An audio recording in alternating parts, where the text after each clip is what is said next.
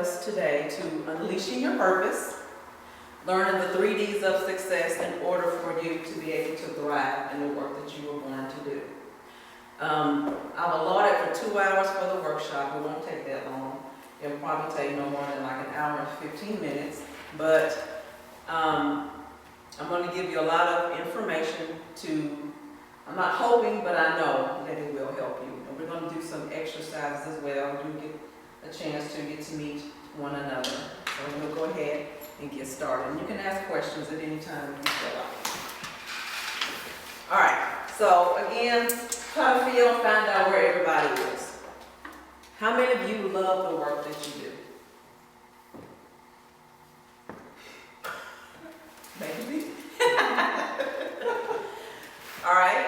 How many of you know what your purpose is? You know why you were born. You know why you're here. Good.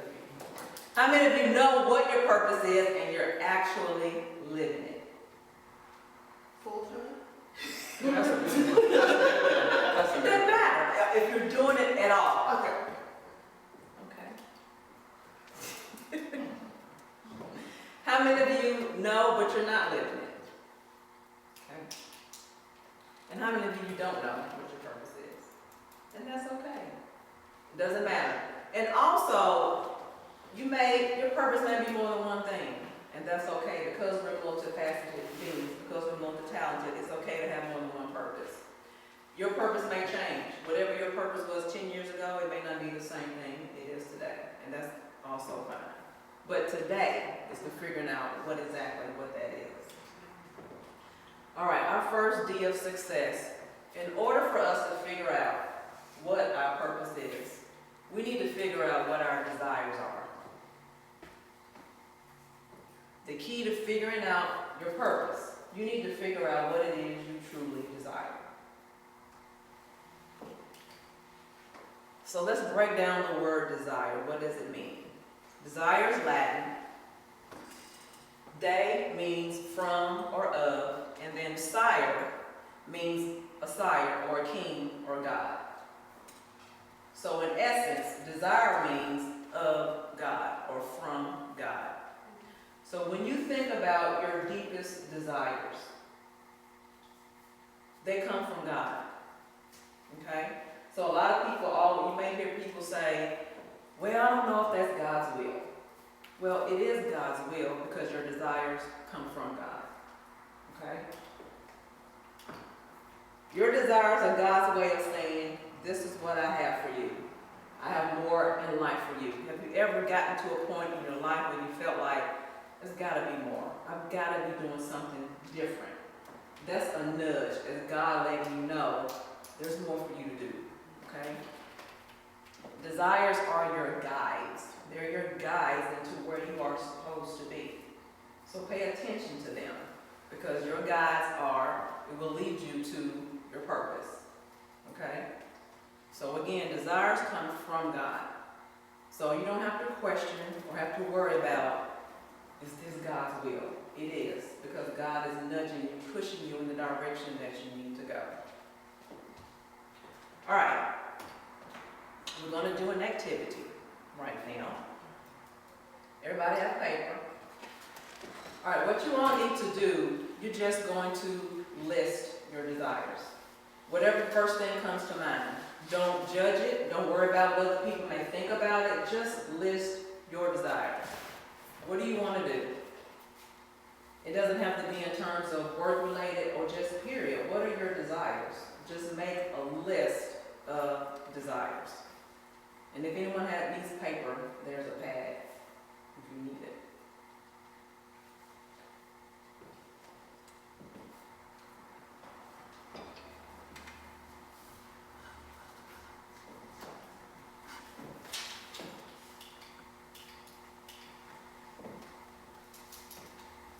Again, make no judgments, just list whatever comes to mind.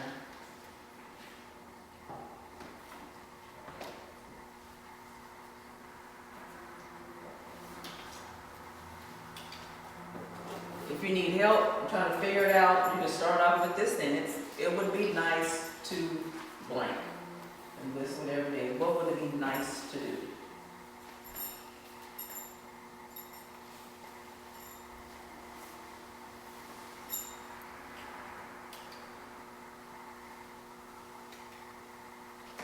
And all you're doing is listening.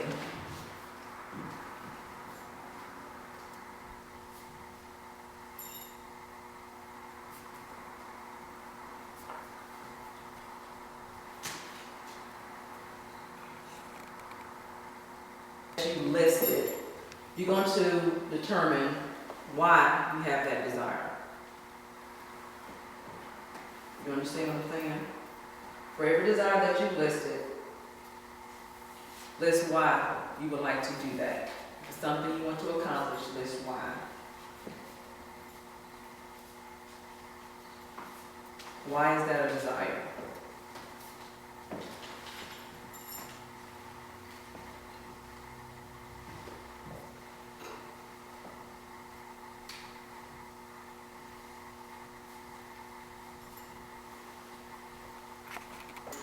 Pick one of those desires that is the most dearest to you. Which one is most urgent for you right now?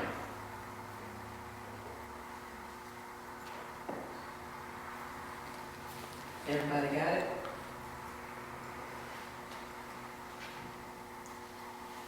All right. Find somebody you don't know.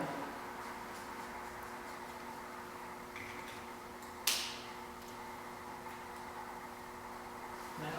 Yes.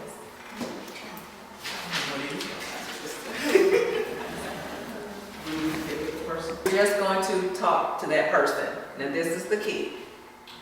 Whichever is your most urgent desire is, you're going to tell it to your partner. When you're telling it, it's without negativity, it's from your heart, and you're going to tell it to your partner. Your partner in return is going to listen and to receive it and take in what your desire is at this particular time, okay? No judgments, no negativity, you're just telling it to each other, and each other you are receiving it, okay? Got it? All right, go.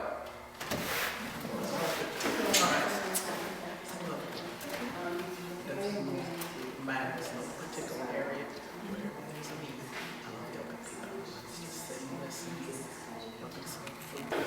How does it feel to be able to share a desire and somebody receive it without being negative, without, just giving you positive feedback, giving you support? How does it feel? Great. It feels good, doesn't it? So the point is, when you share your purpose or you share your desires, everybody's not going to be positive. But because we're in this room, because we're all want to unleash our purposes, and when you share that with people who are positive, you're telling it to them, but you're also putting it out in the atmosphere. You're letting God know what you want. And things begin to start shifting, and things begin to start moving for you. So it's powerful to be able to be with the people that have the same collective consciousness when you share your desires, because then it's like, okay, you begin to feel better about it, and you don't judge yourself, and it also helps that other person as well, like, you know what, I can support you, you can support me, and give each other some positive energy. So thank you all for sharing that with each other. You all can go back, or you can just stay where you are. It doesn't matter. Go stay.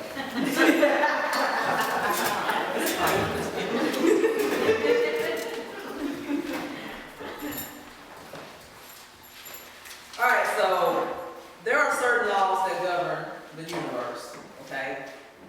There are about 7. One of them is the law of polarity, which is, I really, really love this law and how things work. And this, I love it so much because it gives you another perspective. If you're in a negative state, it helps you change your frame of mind. And my mentor, he teaches by this and always shares this with us. But the law of polarity says this: for whatever exists in the universe, so does its exact opposite. Everything has an opposite. One thing cannot exist without the other. And this can be very encouraging. This is very encouraging because if there is poverty, there is also wealth. If there is a problem, there has to be a solution. If there is sickness or illness, there has to be health. If there's a disease, there has to be a cure. You may not know what it is or how to get there, but the opposite exists, okay? You would not have a desire without there being the supply to your desire. Okay? God would not give you a desire and don't have the supply for it. And that's where a lot of people mess up. Because, say for children, if a lot of people say that I want to be an artist, and what's the first thing a parent may tell their child? You're not going to make any money being an artist. And that just totally changes that child's future, just crushes their dreams. But if you told a successful artist, you cannot make any money being an artist, they'll look at you like you're crazy. If you, like a musician, if you tell a successful musician, can't make any money being a musician, they're going to look at you like you're crazy. So the key is, find somebody else who's successful in trying to do what you're doing if at some point in time you get discouraged. Because there's always somebody succeeding in what they love to do, okay? Because of the law of polarity, anything and everything is possible, okay? Just because you have the desire, period, just know that God has the supply. You may not know what it is, you may not can see it, but it does exist, okay? The way will be revealed to you. Our next D of success, once you have a desire, you have to make a decision to see your desire through. Make a decision. Because a lot of times we just have a lot of things that we want to do, but we never commit to actually seeing it through. So the next step is to make the decision. Because when you make a decision, you're making a declaration. You're saying, I'm going to do this. And then you become committed to it. And the next very important piece about it, when you make a decision, you're making an agreement with God. You're saying, okay, God, I'm trusting you to help me to fulfill this. That's what a decision is.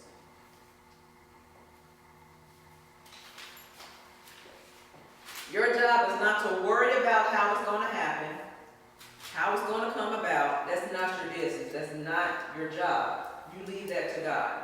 You may not know how, and that's okay. The point is, you just make a decision.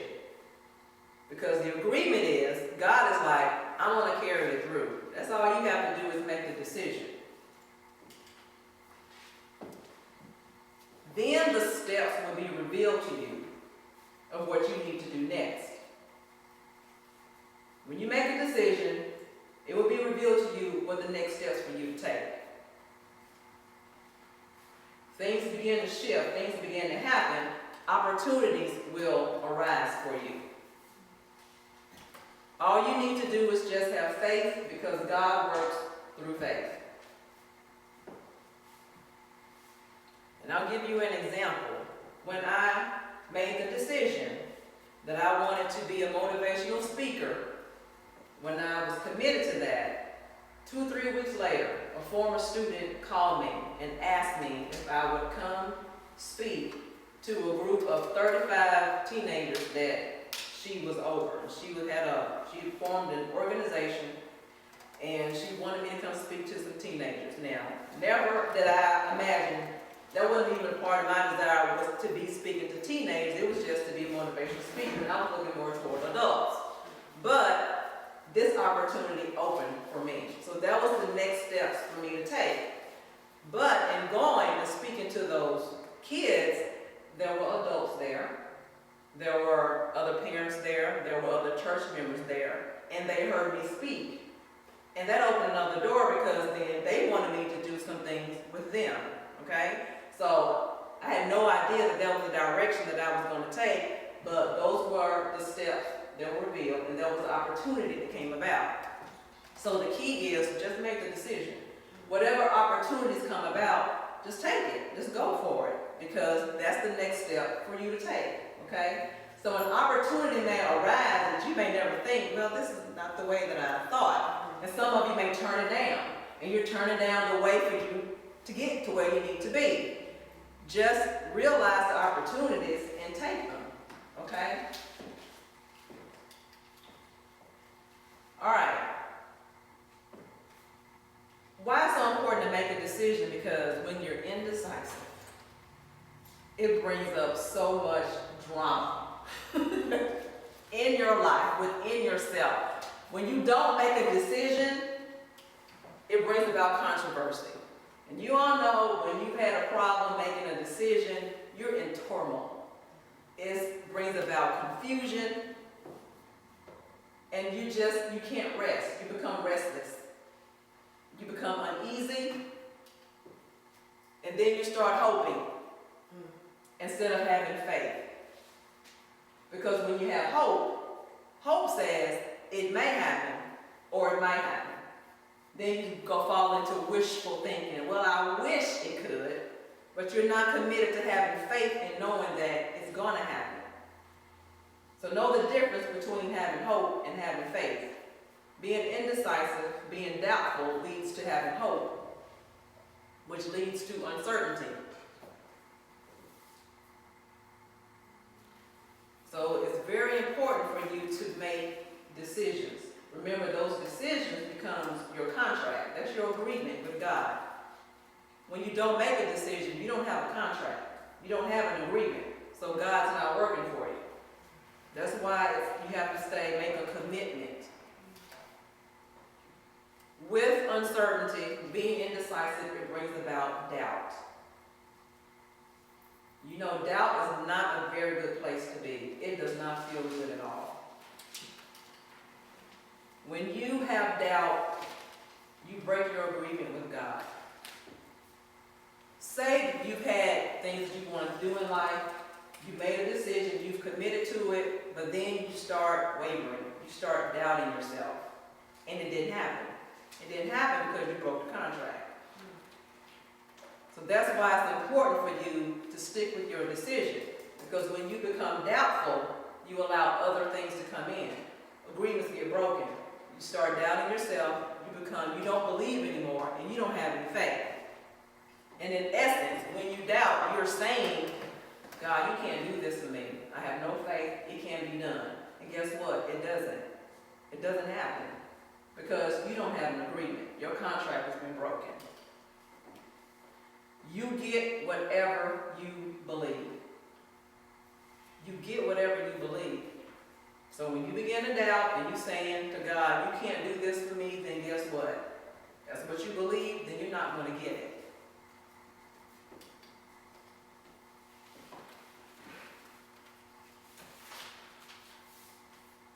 But this is the key. When negative voices, when you start hearing negativity in your head, you need to determine, where have I heard this? Who put this in my head? Because when you were born with all the confidence there is. Somewhere along the line, you were taught fear. You were taught doubt. So whose voice are you hearing when you begin to doubt? Determine whose voice that is. And most of the time, you're going to figure out it's not your voice, it's something somebody told you. And what you need to do is dismiss the voice. Send it back to where it came from. Whoever told you that, just dismiss it. So pay attention when negative thoughts arise, where they're coming from. Where have you heard that before? Where have you accepted that as your belief? And dismiss it. Henry Ford, or creator Ford cars, said, whether you believe you can or you can't, you're right either way. If you believe you can, then you can. If you believe you can't, then you can't. So it's very important for us to stay committed to our decisions and to be very positive.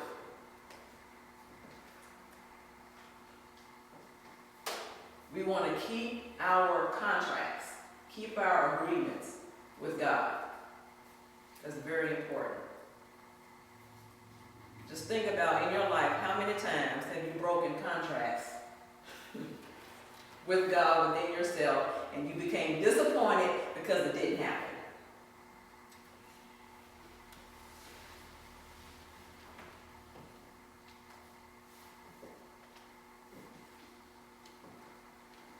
I'm going too fast already now.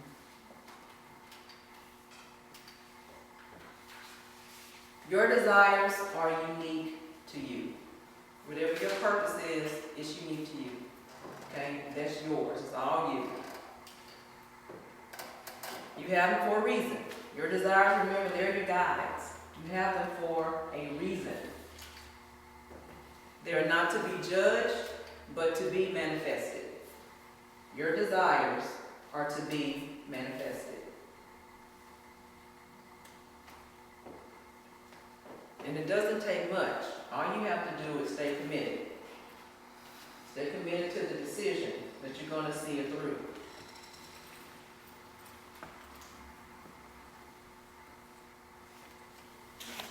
Yes, ma'am.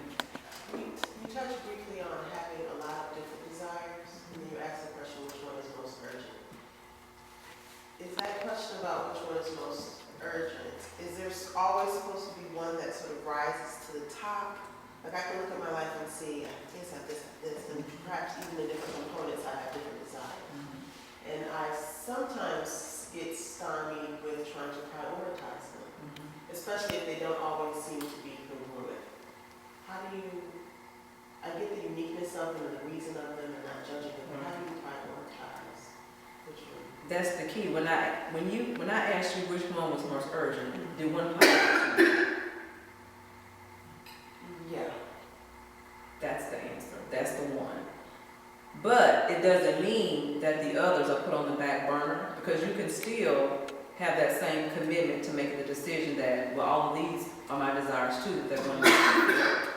But when you have, say that you have a particular purpose that needs to be fulfilled right then, the same thing when I said the way the steps will be revealed to you, as long as you're make a decision that all of them are going to happen, you can still focus on one right now, but doesn't mean that those aren't going to happen, that you're saying, well, I can't do that. You're still committed to those, but whichever one is most urgent, it'll happen. And then it may be all of them. You may get them all. So it's whatever. It doesn't matter. It's not anything particular, because mine might be just one right now. You may have 3 that need to come up right now. But when I asked you that question, there was that one that became the most urgent. So, and that's the one you focus on. But that doesn't mean you've left those. Right. Because, like I said, they all may come on at the same time. It doesn't matter. Or even one of those may come over that one that you're focusing on. But it may be the one that you're focusing on, you need to focus on, because maybe you may be more doubtful about that one, then it may not happen. Does that make sense? Yeah, it does. I mean, I think maybe even as women, we talk about family. And I'm going to do this. It's like, gotta take care of this other stuff. And then sometimes it seems to be conflicting, especially in terms of timing. Right. This may be my desire. Is this my time for this desire? But I'm getting what you're Remember, saying. but if you have it, it is the right time. And maybe that's me questioning the contract. There you go.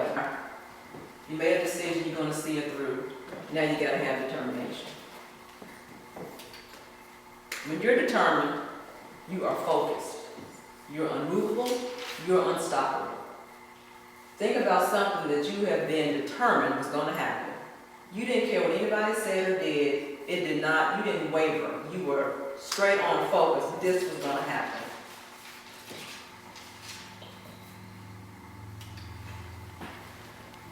Determination, when you are determined, you're being bold, you're being courageous, you're being purposeful.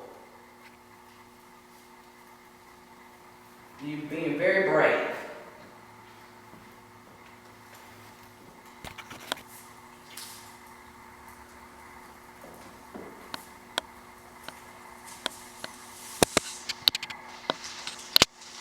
All right, let's break.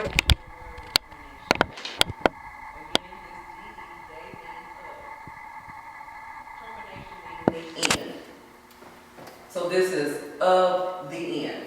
This is the end of your waiting. The end of you waiting on your desire to happen. It's the payoff. You're done. You've seen the steps through. Determination brings about the manifestation of your desires or your purpose. Determination.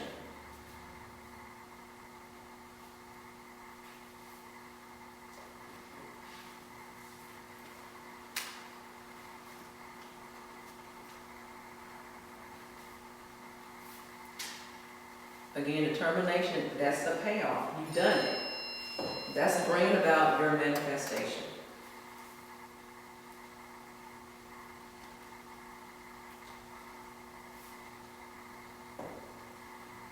That is the reward.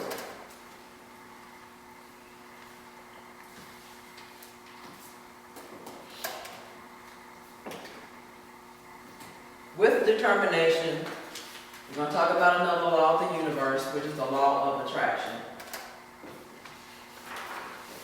When you are determined, you attract everything you need to manifest your desire or your purpose.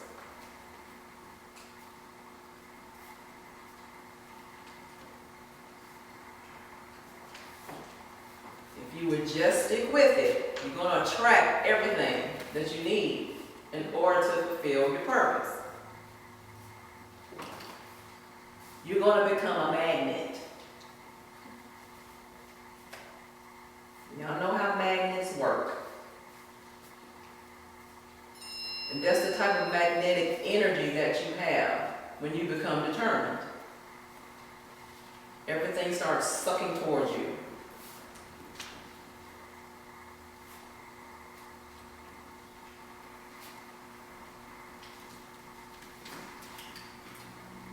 I'm going to tell you a story before I get to the half marathon story. It falls into that. But years ago, I had a desire, I made a decision, and my determination that I was going to be healthy, that I was going to be fit, because diabetes, high blood pressure, runs rampant in my family.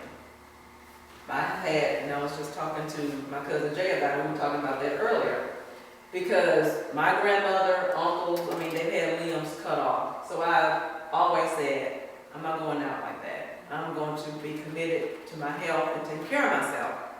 So, and I prayed a long time ago that I would have the desire to love to exercise, because that was going to be the key to help me get this right, and to eat right and do what I needed to do. And so it happened. The other side to that was it would be really nice to have somebody to do this with me, to have an exercise buddy, to have an accountability partner, to be able to help me to do that. And about 7 years ago, I met my running buddy, Mary. And I think you met Mary. You know Mary. And Mary is probably the sweetest, the nicest person you ever want to meet. Her name is Mary, and she for real could be the mother of Jesus. She's just that awesome and precious. Mary's short. She's about 55, so she's a few years older than me, but she is in incredible shape. And we met through a mutual friend. And so, and then it just so happens that we lived right around the corner from each other. So I attracted her in my life, and she was asking for the same thing. So she attracted me in her life. So she became my accountability partner. So we began to run together. So when I started running with her and another running buddy of ours, I was only running 3 miles. And they were running marathons. And they would run marathons 5-6 times a year. And so they would say, well, Andrea, if you can run 3 miles, you can run 5. And so I said, okay. So they helped me to run 5 miles. Now, remember, these are professionals. They're experts. I could not keep up with them. And they would make me mad because they would run off and leave me. And I was thinking, how are you going to ask me to come run with you? But then y'all leave me. Y'all finish a whole mile before I do.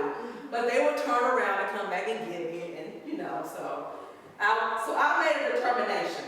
I am going to build up my stamina and I'm going to keep up with them.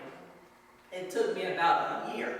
Finally, I was able to run the whole 5 miles with them, on their pace. And so then they said, Andrea, if you can run 5 miles, you can run 8 miles. I said, okay. So I did. But they kept increasing to help me to get better. And so then it just became Mary and I. And Mary said, well, Andrea, I'm training for a marathon, so I got to run 11 miles. You've already run 8. You can run this 11 with me. I said, okay, I'll run it. I said, now I may have to walk or whatever, but I'll run it with you. But I did it, and I did it, and I didn't have to walk. And then Mary said, now Andrea, we run marathons all the time. And every time they run a marathon, they sign up. She always say, Andrea, you gonna run this with us? And I'm like, no, I have no desire to run a marathon. That's ridiculous. 26 miles is ridiculous to me. And she's like, well, you can at least run half a marathon. And then she would ask me every single time, and I would always say no. Well, if you know Mary, like I said, she's a sweet, precious person. One day, Mary, she was on my porch, and we were stretching, and she just put her foot down. And it scared me because I'd never seen this side of Mary. And Mary said, Andrea, it does not make any sense for you to do all this running with us, and you not at least run a half marathon. She said, I'm signing you up, I'm paying for it, I'm gonna be your sponsor, I'm gonna help you train, you're gonna run this half marathon in September. All I could say was, okay. So I was like, all right, fine. So, true to her word, Mary, she was with me the whole step. She helped me train, she taught me how to run, she taught me how to breathe, she taught me how to run up the hill, she taught me how to run down hills, she taught me how to do curves, everything, prepare me for the marathon. Now I knew that when, this is just a half, this is 13.1. So I then made this determination, I'm going to do it. And she said, set a goal, what do you want your time to be? So we went through everything. She was with me the whole step of the way. On the day of the marathon, I knew that I wasn't going to be able to keep her pace, running because, again, she's a professional. But I was determined I was going to do it, and I had set a time for myself. So I kept up with Mary probably about the first 3 miles, and then, she was gone. And it was okay. She was like, see you at the finish line. She was like, you can do it. I'm like, all right. So I'm running the whole time, but the whole time I'm running, I hear Mary in my head. Okay, now here's the hill. Put your chest up, breathe, elbows back, you can do it. Whole time. When you get down the hill, let that momentum push you, you speed up so you can pick your pace back up. So the whole time she was with me, she was in my head.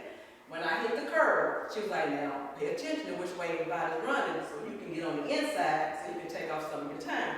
So I'm like, okay, so I got it. I was doing great. She was with me the whole time.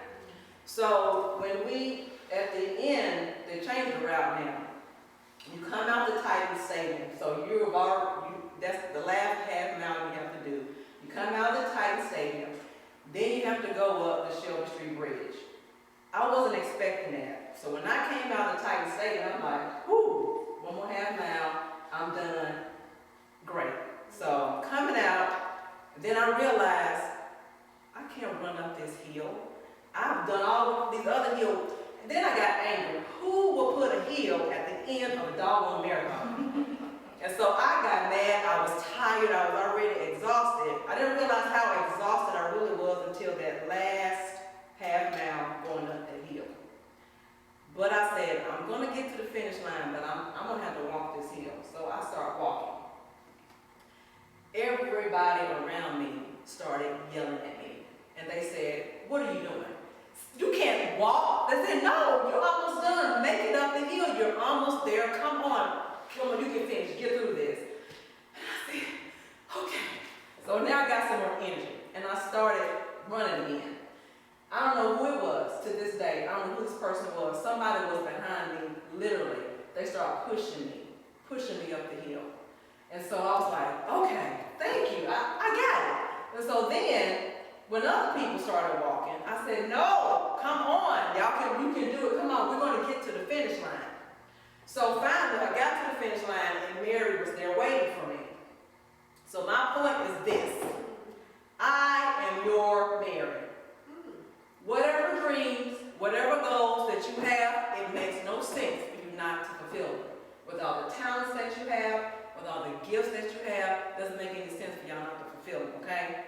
So let me be the Mary in your head telling you, you can do this. Push yourself on, get to the finish line. Just like Mary, she wasn't with me physically, but she was in my head. But guess what? I attracted all those other people around me, but they helped me get through that point. And it's going to be the same way with you when you get to those hills. Don't give up, because there are going to be people that you don't even know who are going to be there to help support you and get you to where you need to go in order for you to fulfill your desires and your purpose. Okay?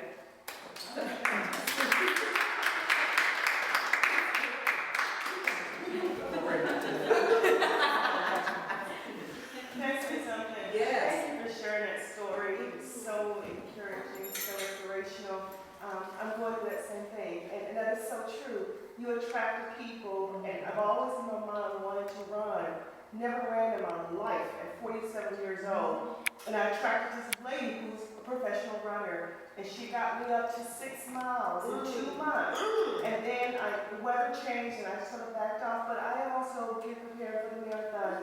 And in my head, I'm saying, oh my Lord, why did I do this? What purpose? And so, thank you again. Thank you, because hearing your story, you'll be the person in my head that I can do this, And you know, thank you so much for sharing that. Thank you. Oh, thank you, Sage. Thank you. And look, if you need a task even now, we run, so you need us. All right. Change. When you are fulfilling a purpose, when you're getting ready to do some things in your life, you're going to have to make some changes. Changes have to be made, and it is not easy. You think about, who do I need to be? This is within yourself. It's not that you're going to be somebody else. Who do I need to be in order to make this happen? What type of a person do I need to be to make this happen? You're going to have to be more assertive. You're going to have to be more sure of yourself. You're going to have to be more confident. What changes are you going to need to make in order for this to happen?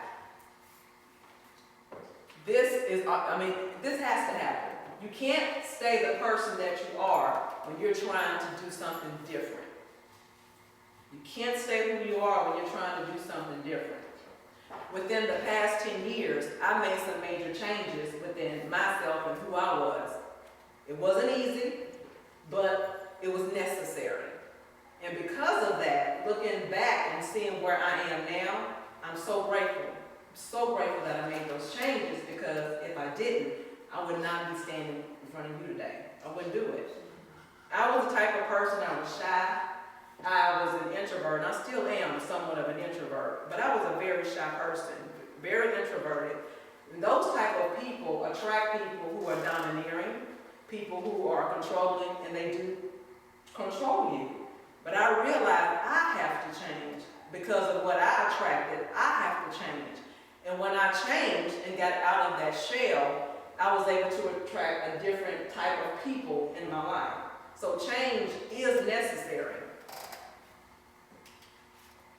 What needs to change in your life? You need to ask yourself those questions. What in my life has to change? Because I say change is necessary.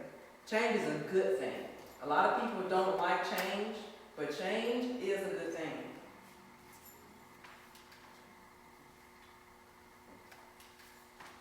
Your environment weighs heavily on your success. I'm going to say that again. Your environment weighs heavily on your success. Think about the people in your life. Are they supporting you? Are they uplifting? For those of you that know me, I make it a point to only surround myself with positive people. People who are about something, who are successful, especially those who are trying to get where I need to go. I purposefully make it a point to do that, because when you are on a different level than everybody else, eventually they're going to drag you down if you don't make the proper changes. Your environment has to change. And everybody knows me. You know, I like a concept called white light. There are people in your life, they're there for a season, but when you start realizing who you are, and if they're not contributing to you in any type of positive way, white light them. Love them, wish them well, but you gotta white light them. That doesn't mean that you never speak to them again or anything like that. You're just saying, I'm doing this for me. I love myself enough.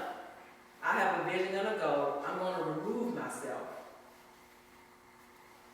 So it is important. Your environment has to change. There are people you're not going to be able to hang around anymore. And like I said, I had to do this. It's necessary. It's hard, but it's necessary. But you are in a better position later. And you never know. You may be able to go back and help them later. You never know. So you're going to have to ask yourself these questions. And When you have a real, especially for those of us who have a for real spiritual purpose, you have to make these necessary changes. You have to. You're going to have to get people who support you, who are going to uplift you and back you. I have a group of women that we meet every so often, and all we do when we get together, we encourage each other, we support each other. If we're going through anything, we pray with each other. That is so necessary. And we don't come together to bicker, we come together to celebrate successes, whatever it is, because that is so necessary. People need to hear something positive. With all that's going on, people need to know that they're being supported, that people have their backs. So it is important for us, if you are the smartest person in your group, if you're the most positive person in your group, you may need to get a new group. You may need a new group. Okay, why? Because it's going to wear you down. Okay.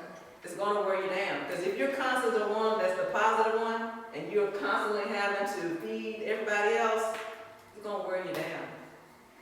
Surround yourself with a different group of people. Guess what? When y'all make changes, you're energetic. Remember, you're a magnet. You're going to attract everything else to you that you need. You're going to attract more positive people when you make changes. The 80-20 rule. If you tell 10 people, random people, not the people in this room because we're different, you randomly tell 10 people about your desires, about your purpose and your goals. 8 of them are going to say something negative. They're not going to receive it at first.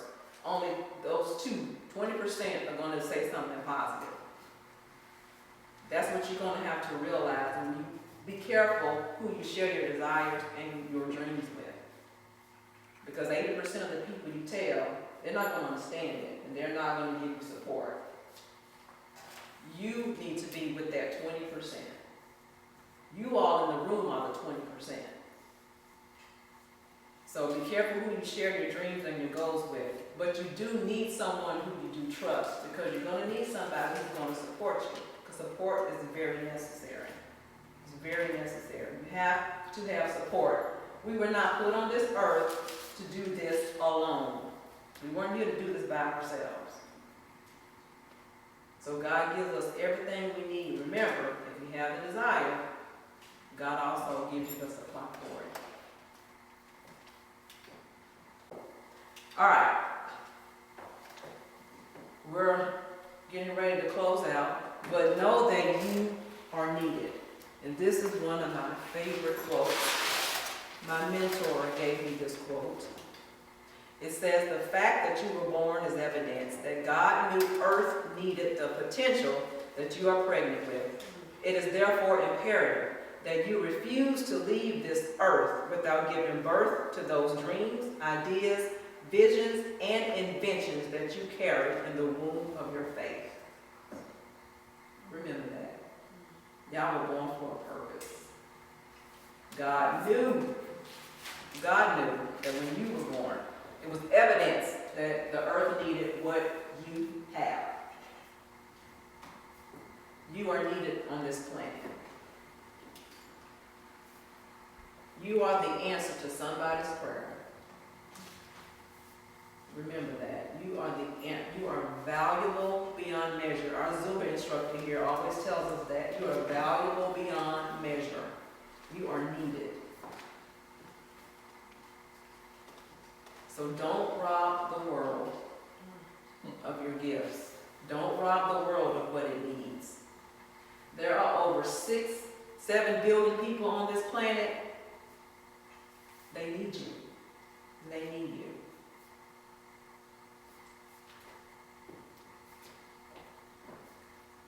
I can send y'all this quote if y'all want. You're like, wait a minute, I want to write it.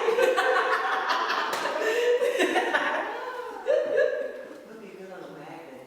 Yes. And Dr. Miles Monroe, he's a preacher out of the Bahamas. His book is called Release Your Purpose. This is your mentor? No, my mentor was David Nagel. Oh, okay. David Nagel gave you this. Yes. Okay, gotcha. I was like, don't another thing, when I went on a journey, because year after year, every New Year's, I go through this process, I evaluate my life, and I'm like, okay, what needs to change? One of the things that kept coming up was, I am sick and tired of debt and not having money year after year, and I asked God, how do I get out of this? What do I need to do? And later that year, I heard my mentor speaking. He wasn't my mentor then, he was on a television summit. And I never heard of him. His name is David Nagle. Never heard of him. He's known as the millionaire coach, and he is a billionaire. And so David started out a dock worker, making $20,000 a year, but now he's just this awesome teacher and coach, billionaire.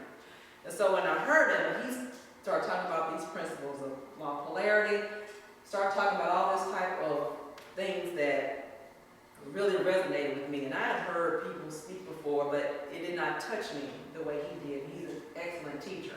So I started doing more research, learning more about him, and then finally I was like, okay, this man needs to mentor me. He and all of his staff and all these people, so I joined his mentoring program. That was one of the next steps also that was for me in order to get me to another level as well. So that was another step, an opportunity that God revealed to me is what I need to do.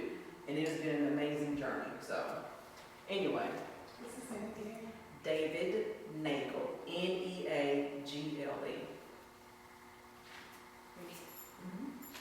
And I have to go to Atlanta next week because we have to meet 6 times a year with all the people in the program. And it's just amazing to be in a room of millionaires. And I'm like, am I worthy to be here? Yes, I'm worthy to be here. But to learn from them and to get their energy and just how they think, I'm like, man, if I was taught this at birth as a child, it'd be awesome and amazing. But that's okay. I can teach to my children. That's the key. All right. When you choose to not live your purpose, ask yourself a question. You need to determine, am I choosing to serve fear instead of God and humanity? Why am I not choosing to live my purpose? Why is that? Is it because I'm afraid? And remember, when you don't, you are robbing the world of what it needs. Because you all have what they need. You're the answer. You are the answer.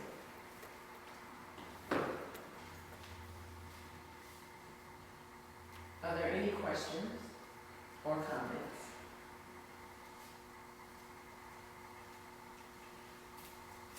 Thank you, I think it was awesome. Thank you so much. Definitely lots of comments. Some questioning, because from the outside, you just look at people, maybe like David Nagle and go, gosh, you're a millionaire. But we don't know the backstory. Exactly. And so for you to be able to be vulnerable perhaps and say, you know, in the middle of that marathon, you're like, why am I doing this? Or during your training, why am I doing this? Because sometimes I think many of us think, if we're on purpose, we'll never be doctors. Exactly. And so when you feel that struggle of doubt, you go, maybe this ain't for me.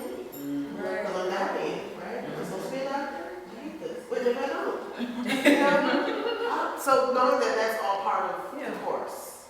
Exactly. Exactly. That's very helpful. Yes, and that's why when I go to these to our conferences with these other mentees, and even though they're all mentors, same thing. They have all these doubts too, and it's amazing that and I'm like, for real? Right. They're complaining. They're not complaining, but it's like, I only made $35,000 a month this month. They say stuff like that, and I'm thinking, for real? For real? You know? I'm like, I barely made that. I'm like, okay. So, but it's amazing to be around them because David teaches it is easier to make what you make a month than it is to make it a year. Now I see that it's true. I see why that's possible.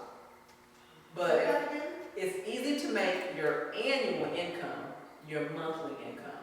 It's easy to make what you make a year. It's easy for you to make that a month than it is a year. Because if you think about it, if you work for somebody else, they already tell you what you work. They've set a goal. They set what you make. It's hard to make what you make a year working for somebody else. Think what you got to do.